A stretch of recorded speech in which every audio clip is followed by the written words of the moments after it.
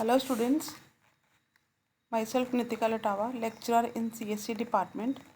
Today I am going to give you a lecture on Multimedia and Animation Technology chapter number 2. The name of the chapter is Multimedia Hardware and Software. So let's start with the chapter. So सबसे पहले आता है Multimedia Hardware. Most of the computers nowadays come equipped with the hardware components required to develop or view multimedia applications. Means कि multimedia hardware क्या होता है कि आजकल हमारे कंप्यूटर्स जो हैं मोस्टली जो कंप्यूटर्स होते हैं उनके अंदर हार्डवेयर डिवाइसेस ऑलरेडी इनबिल्ट होती हैं जो किस चीज़ के लिए काम आती हैं। या तो हमने कोई भी मल्टीमीडिया एप्लीकेशंस को डेवलप करना हो या हमने कोई भी मल्टीमीडिया एप्लीकेशंस को व्यू करना हो, उनको देखना हो। अब हम देखेंगे कि कौन कौन सी कैटेगरीज हैं जो मल्टीमीडिया हार्डवेयर के बीच में आती हैं। So here are the various types of hardware categories for multimedia applications. So very first hardware device is processor. Basically processor is called the heart of any computer. And CPU stands for central processing unit. CPU को brain बोला जाता है और processor को consider करते हैं it is the heart of the computer. CPU is considered as the brain of the computer. जो हमारा प्रोसेसर होता है वो CPU के अंदर जो मदरबोर्ड होता है उसके ऊपर लगा होता है. आई थिंक ये बेसिक चीज़ है, ये सबको पता होगी. अब CPU का बेसिकली काम क्या होता है, उसको क्यों ब्रेन बोला जाता है कंप्यूटर का? बिकॉज सारी की सारी जो ऑपरेशंस होते हैं that should be performed by the CPU. CPU basically क्या करता है, ये इंस्ट्रक्शंस को स्टोर करता है, इंस्ट्रक्शंस को स्टोर करके उनको प्रोसेस करके उनके रिजल्ट्स प्रोवाइड करता है. और जितने भी ऑपरेशंस हो रहे होते हैं कंप्यूटर के पेरिफेरल डिवाइसेस या अटैच्ड डिवाइसेस के, उन सबको ये कंट्रोल करता है. नेक्स्ट डिवाइस आती है memory and storage devices.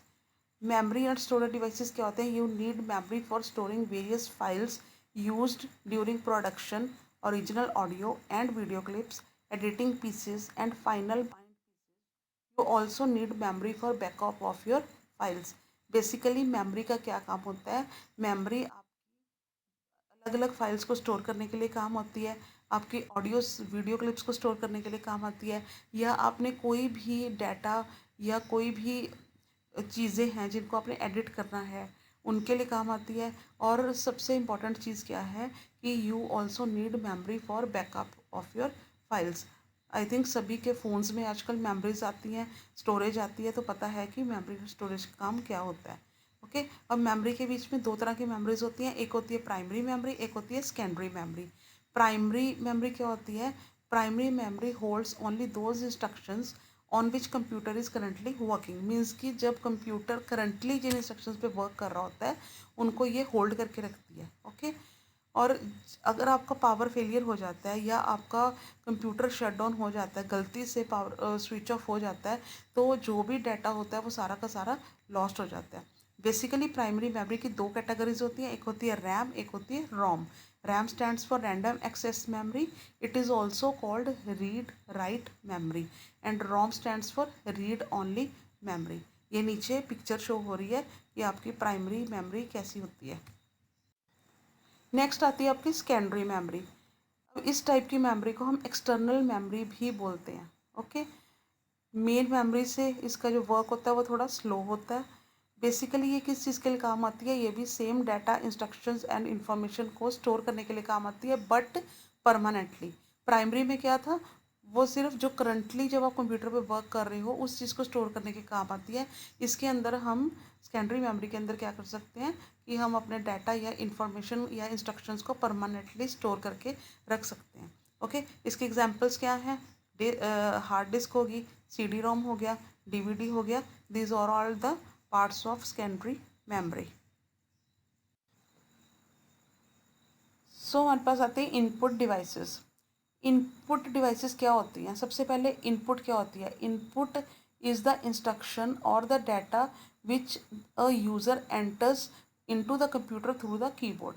Means कोई भी इंस्ट्रक्शंस या डाटा यूज़र कंप्यूटर के अंदर एंटर करता है through keyboard, that is called input.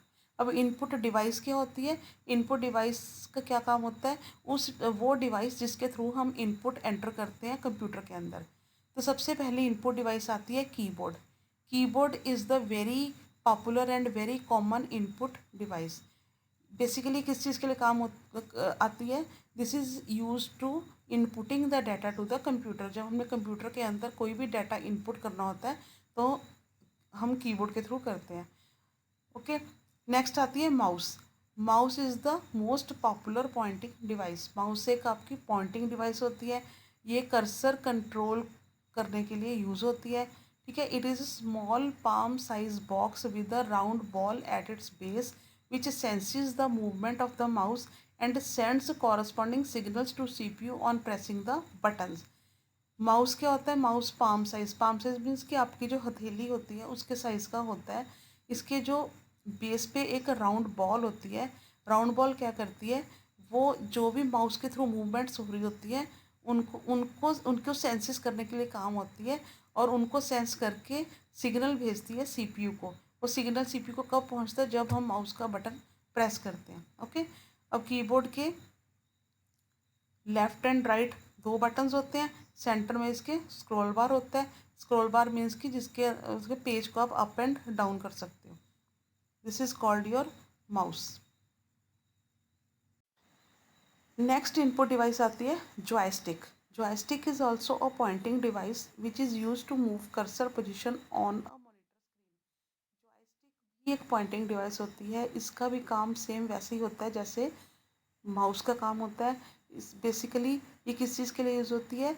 It is use to move the cursor position on a monitor screen. Means cursor की पोजीशन को move करने के लिए स्क्रीन के ऊपर, मॉनिटर की स्क्रीन के ऊपर ये यूज़ होती है। जॉयस्टिक का मेन फंक्शन क्या होता है? इसका मेन फंक्शन यही होता है जो माउस का होता है। Okay, mainly it is use in computer edit design and playing computer games. Computer games play करने के लिए या कंप्यूटर में डिज़ाइनिंग करने के लिए हम जॉयस्टिक का यूज़ करते हैं। नेक्स्ट इनपुट डिवाइस आती है scanner. Scanner is also an input device which works more like a photocopy machine. Photocopy machine में आप क्या करते हो कि आपने कोई भी अपनी हार्ड कॉपी है उसकी अपने फ़ोटोकॉपी करनी है इन the form of hard copy also. Okay, but scanner में क्या होता है कि आपका कोई डाटा है, आपकी कोई पिक्चर्स हैं, ठीक है, उसको आपने क्या करना है? स्कैन करके कंप्यूटर के अंदर स्टोर करना है। मीन्स कि scanner captures images from the source which are then converted into digital form that can be stored on a disk. Scanner क्या करता है? इमेजेस को स्कैन करता है, उसके बाद उन इमेजेस को डिजिटल फॉर्म में कन्वर्ट कर देता है और कंप्यूटर के बीच में उसको स्टोर कर देता है। नेक्स्ट इनपुट डिवाइस आती है barcode reader. Barcode reader is a device used for reading barcoded data. Barcoded data is generally used in labeling goods, numbering the books, etc. Okay, अब बारकोड रीडर क्या होता है? Barcode reader एक device होती है जिसके थ्रू बारकोड को read किया जाता है। फॉर एग्जांपल कि आप मार्केट में जाते हो, आप कोई भी कॉस्मेटिक्स खरीदते हो या आप कोई भी मेडिसिन खरीदते हो या आप कोई भी चीज़ बाय करते हो, आपने देखा होगा कि उसके ऊपर एक बारकोड बना होता है। किस फॉर्म में होता है वो? लाइट एंड डार्क लाइंस की फॉर्म में बना होता है। ओके, तो वो जनरली यूज़ किसके लिए होता है? उस वो बुक्स की या गुड्स की या चीज़ों को लेबल करने के लिए यूज़ होता है। ओके, तो अब उस चीज़ उसका काम क्या होता है? वो क्यों लगाया जाता है? एक स्कैनर होता है हैंड हेल्ड स्कैनर। स्कैनर दो टाइप्स के होते हैं, hand held and flat bed scanner. Basically ये बार कोड को स्कैन करने के लिए हैंड हेल्ड स्कैनर यूज़ किया जाता है। ओके, हैंड हेल्ड स्कैनर क्या करता है? उस बार कोड को स्कैन करता है। स्कैन करने के बाद उस कोडेड फॉर्म को अल्फ़ा न्यूमेरिक वैल्यू में कन्वर्ट कर देता है और उसके बाद उस वैल्यू को कंप्यूटर के अंदर फीड कर देता है जिसके साथ बार कोड रीडर कनेक्ट हुआ होता है। ओके, नेक्स्ट इनपुट डिवाइस आती है ऑप्टिकल मार्क रीडर। उसकी शॉर्ट फॉर्म होती है OMR। It is a special type of optical scanner use to recognize the type of mark made by pen or pencil. It is used where one out of a few alternatives is to be selected and marked. अब OMR sheet के बारे में सबको पता होगा जिसमें कि आप डॉट्स को फिल करते हो। ओके, पेन से करते हो या पेंसिल से करते हो, उस पर लिखा होता है कि आपने ब्लैक पेन यूज़ करना है, बॉल पेन यूज़ करना है, पेंसिल यूज़ करनी है। ठीक है, एक स्पेशल टाइप का स्कैनर होता है जिसके साथ क्या रिकॉग्नाइज किया होता है? जो पेन और पेंसिल से आपने मार्क्स बनाए होते हैं ना, उसको वो स्कैन करता है। ओके, ये बेसिकली यूज़ कहाँ पे होता है? OMR। It is specially used for checking the answer sheets of examinations having multiple choice question, जहाँ पे MCQs होते हैं, मल्टीपल चॉइस क्वेश्चन होते हैं, वहाँ पे ये यूज़ किया जाता है। बेसिकली एंट्रेंस टेस्ट के लिए शीट्स आती हैं या एग्जामिनेशन के लिए शीट्स आती हैं, वहाँ पे ये OMR यूज़ होता है। ओके, जिसको बोलते हैं optical scanner. Next input devices आती हैं voice systems. Voice systems means कि आपने जब अपनी वॉइस को कंप्यूटर के अंदर स्टोर करना हो। तो सबसे पहले आती है microphone. Microphone is an input device to input sound that is then stored in digital form. कि जब आप अपने माइक्रोफोन यूज़ करके अपने साउंड को इनपुट करते हो, मीन्स उसके थ्रू आप अपना साउंड या आप कुछ भी बोलते हो, आपने वो साउंड स्टोर करना है, तो वो आपका साउंड डिजिटल फॉर्म में कन्वर्ट होकर आपके कंप्यूटर में स्टोर हो जाएगा। ओके, बेसिकली माइक्रोफोन किस चीज़ के लिए यूज़ होता है? आपने साउंड ऐड करना है मल्टीमीडिया प्रेजेंटेशंस के लिए, या आपने साउंड की कोई मिक्सिंग करनी है, एट्सेट्रा एट्सेट्रा। ओके, नेक्स्ट आता है स्पीकर। स्पीकर क्या होती है? स्पीकर आपकी आउटपुट डिवाइस होती है। आउटपुट डिवाइस क्यों बोला जाता है इसको? क्योंकि आपने कोई साउंड प्ले करना है, ठीक है, या आपने कोई किसी भी तरह की मूवीज़ प्ले करनी है, एट्सेट्रा, किसी भी तरह का आपने कोई कुछ भी प्ले, कोई क्लिप प्ले करके देखनी है। I think you all people know what is the work of the speaker. Next आता है digital camera. Digital camera is an input device to input images that is then stored in digital form. Digital camera किस चीज़ के लिए use होता है? आपकी जो इमेजेस कैप्चर की होती हैं उनको इनपुट करने के लिए, और वो किस फॉर्म में स्टोर होती हैं? डिजिटल फॉर्म में स्टोर हो जाती हैं in the computer. Okay, and digital video camera किसके लिए यूज़ होता है? Digital video camera is also an input device. It is use to capture images as well as the videos, and then those videos and images are stored in the digital form. Next हमारे पास आती हैं output devices. Very first output device is monitor. Monitor को output device क्यों बोला जाता है? क्योंकि जो भी हम इनपुट करते हैं या जो भी हमारे पास रिजल्ट्स आते हैं आफ्टर प्रोसेसिंग, वो सारे कहाँ पे डिस्प्ले होते हैं? मॉनिटर के ऊपर डिस्प्ले होते हैं। मॉनिटर का दूसरा नाम क्या होता है? VDU. Video stands for visual display unit. Okay, monitor सबने देखा होगा, सबको पता होगा कि मॉनिटर का क्या काम होता है। नेक्स्ट आता है printer. Printer is the most important output device which is use to print information on paper. Printer का क्या काम होता है? जिसके थ्रू हम इंफॉर्मेशन पेपर के ऊपर प्रिंट कर सकते हैं, मीन्स कि सॉफ्ट कॉपी को हार्ड कॉपी के अंदर हम कन्वर्ट कर सकते हैं। सॉफ्ट कॉपी कौन सी होती है? जो इन्फॉर्मेशन कंप्यूटर के अंदर स्टोर्ड है और आपने उसका प्रिंट आउट लिया पेज के ऊपर, तो आपकी क्या बन गई? हार्ड कॉपी बन गई। There are different types of printers. Very first is dot matrix printer. In the market, one of the most popular printer is dot matrix printer because of their ease of printing features and economical price. Each character is printed in the form of pattern of dots which comes out to form a character.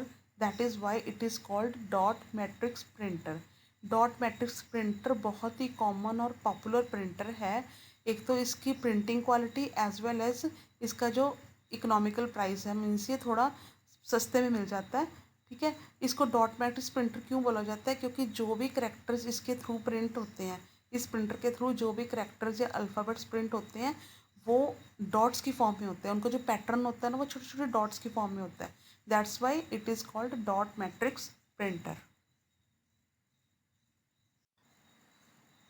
ये इसकी picture है dot matrix printer की। Next आता है daisy wheel printer. Head is lying on a wheel and pins corresponding to characters are like petals of daisy. That is why it is called daisy wheel printer. These printers are generally used for word processing in offices which require a few letters to be sent here and there with very nice quality representation. Okay, अब daisy wheel printers क्या होते हैं? daisy wheel printers का जो head होता है वो wheels के ऊपर होता है, और pins corresponding to characters are like petals of daisy. Means जो हेड होता है वो व्हील के ऊपर लाई कर रहा होता है, और जो पिंस के कॉरस्पॉन्डिंग जो करेक्टर्स होते हैं, जो करेक्टर्स प्रिंट होने होते हैं, those are in the form of petals of daisy flower. Daisy एक फ्लावर का नेम होता है, उसकी पेटल्स की फॉर्म में वो करेक्टर्स बने होते हैं। That's why it is called Daisy wheel printer. और ये प्रिंटर बेसिकली कहाँ पे काम आता है? जहाँ पे छोटी छोटी लेटर्स प्रिंट करनी होती है ऑफिस के अंदर, बट उनकी जो प्रेजेंटेशन रिप्रेजेंटेशन होती है वो बहुत ही हाई क्वालिटी की होती है, वहाँ पे डेजी व्हील प्रिंटर्स यूज़ होते हैं। ये इसकी पिक्चर है डेजी व्हील प्रिंटर की। नेक्स्ट आते हैं लाइन प्रिंटर्स। अब लाइन प्रिंटर्स क्या होते हैं, जहाँ पे which print one line at a time, जहाँ पे एक line at a time print होती है। ठीक है, कि मतलब एक एक करेक्टर नहीं, एक एक लाइन एट अ टाइम पे प्रिंट होती है। That's why these are called line printers. Next printers आते हैं आपके लेज़र प्रिंटर्स। लेज़र प्रिंटर्स क्या होते हैं, इनको लेज़र प्रिंटर क्यों कहा जाता है? Because they use laser lights to produce the dots needed to form the characters to be printed on a page. Means कि ये लेज़र लाइट यूज़ करते हैं करेक्टर्स को प्रिंट करने के लिए। ठीक है, they use laser light to produce the dots. Laser light के थ्रू क्या प्रोड्यूस होती हैं, डॉट्स प्रोड्यूस होती हैं, जो कि करेक्टर्स की फॉर्म में बनती हैं, इसीलिए इनको लेज़र प्रिंटर्स बोला जाता है। नेक्स्ट आते हैं इंकजेट प्रिंटर्स। इंकजेट प्रिंटर्स क्या होते हैं? Inkjet printers print characters by spraying small drops of ink on to paper. Means इस ये इंक के थ्रू काम करते हैं। लेज़र प्रिंटर्स में लाइट बीम आती थी, और इंकजेट प्रिंटर्स में क्या होता है, इंक के थ्रू हमारे करेक्टर्स प्रिंट होते हैं। ये प्रिंटर्स क्या करते हैं, ये छोटे छोटे ड्रॉप्स इंक की पेपर के ऊपर स्प्रे करते हैं करेक्टर्स को बनाने के लिए। That's why these are called inkjet printers. Inkjet printers produce high quality output with presentable features. They make less noise because no hammering is done. These have many styles of printing modes available. Color printing is also possible. Some models of inkjet printers can produce multiple copies of printing also. Means अलग अलग तरह के inkjet printers आते हैं, और इनकी noise बहुत कम होती है, बिकॉज इनके इसमें जो करेक्टर्स फॉर्म होते हैं वो होते हैं इंक के स्प्रे के थ्रू। ओके, इसमें कोई हैमर नहीं यूज़ होती।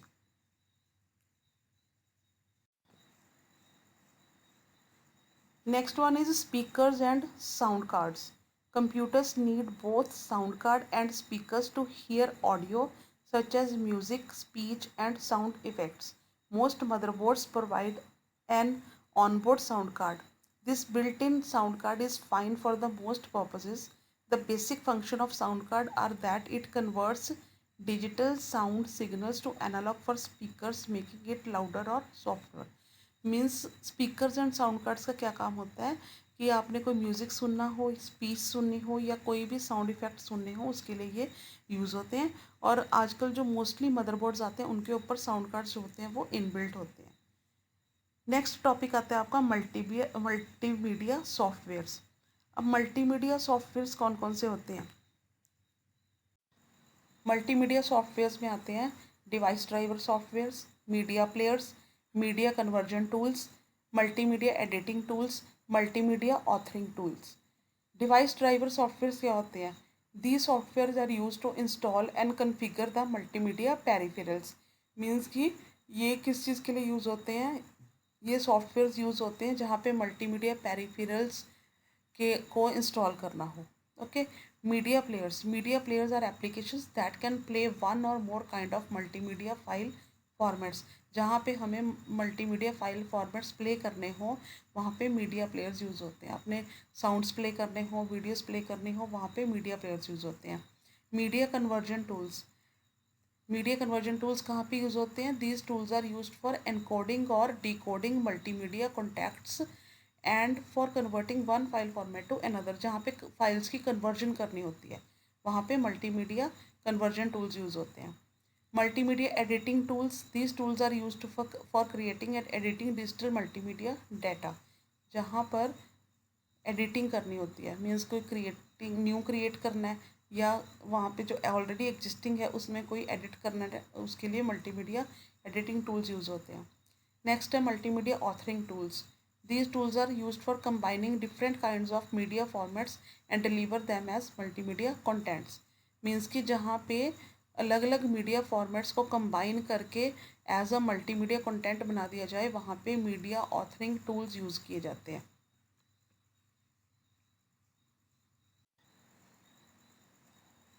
नेक्स्ट आता है multimedia application. Multimedia applications are created with the help of following mention tools and packages. अब मल्टीमीडिया एप्लीकेशंस कौन कौन सी होती हैं? Sound, text, graphics, animations, videos etcetera are the parts of multimedia softwares. Okay, to produce and edit these media elements, there are various software tools available in the market. The categories of basic software tools are, अब multimedia applications भी क्या आता है, हमारे multimedia applications के अंदर different software tools आ जाते हैं। जैसे आपने साउंड कोई भी आपने ऐड करना है, या आपने साउंड जो एग्जिस्टिंग है उसको आपने हेयर करना है, टेक्स्ट हो गया, ग्राफिक्स हो गई, एनिमेशंस हो गई, वीडियोस होगी, ये सारे किस चीज़ के पार्ट हैं, मल्टीमीडिया सॉफ्टवेयर के पार्ट हैं। तो सबसे पहला टूल आता है टेक्स्ट एडिटिंग टूल।